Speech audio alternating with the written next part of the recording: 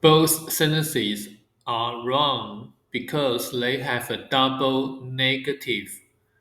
This means they use two no or negative words in the same sentence, which cancel each other out and make the meaning confusing. For example, couldn't means could not, and nowhere means no place. So when you say I couldn't find him nowhere, you are saying I could not find him in no place.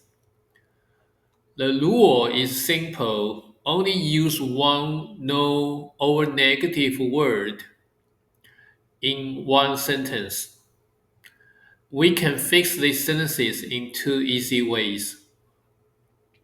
Let's look at the first one. I couldn't find him nowhere. You see the word couldn't, which is a no word, and you see the word nowhere, which is also a no word. We have a choice.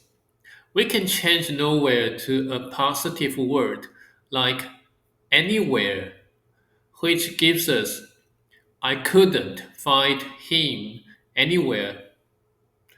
Or we can change the first no word.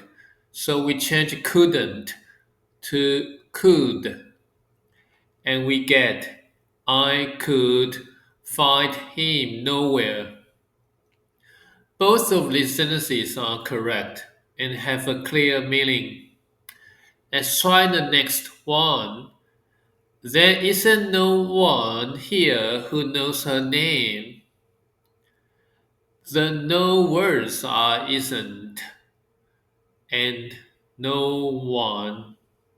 To fix it, you can change no one to anyone. The sentence becomes there isn't anyone here who knows her name. Or you can change the first no word by removing the not. The sentence becomes there is no one here who knows her name. So, just remember to use only one negative word. By following this simple rule, your sentences will be clear and correct. Now it's your turn to practice.